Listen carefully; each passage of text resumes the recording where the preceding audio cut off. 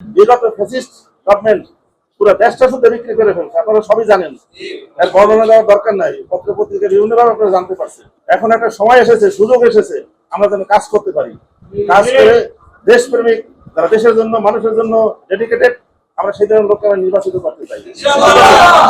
এই জন্য আপনারা যারা ইয়ং সম্প্রদায় আছেন, যে যে পর্যায়ে আছেন, আপনারা এলাকায় কাজ করবেন, কর্মীর সংখ্যা বাড়াবেন, সৎ লোকের সংখ্যা বাড়াবেন, বুঝাবেন যে আমাদের সৎ লোক দেশ না চালালে, হক হালালে দুঃখ যাইবে না কোনো কালে, ঠিক আছে? এইভাবে এই উদ্দেশ্য মাথায় নিয়ে আমরা সামনের দিকে এগিয়ে যাবো। এলাকায় আছি, আপনারা আমার সাথে সম্পৃক্ত থাকবেন, আমি আমার তরফ থেকে সর্বোচ্চ চেষ্টা করব।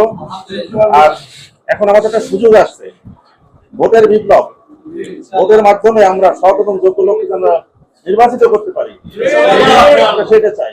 কারণ কি শোনেন, মানুষের আমাদের ইনসান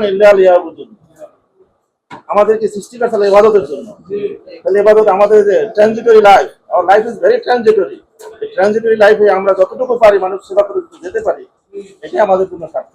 আর আমাদের আসল তো উদ্দেশ্য পরকাল, এই দুনিয়ার মতো কিছু না, সেই উদ্দেশ্যে আমাদের কাজ করতে হবে। এবং আল্লাহ আমাকে যতদিন হায়াত রাখবেন, সুস্থ রাখবেন, আমাদের চেষ্টা থাকবে জনগণের সাথে সম্পৃক্ত হয়ে জনগণের কল্যাণে বাংলাদেশকে যেন একটা আধুনিক রাষ্ট্রে পরিণত করতে পারি।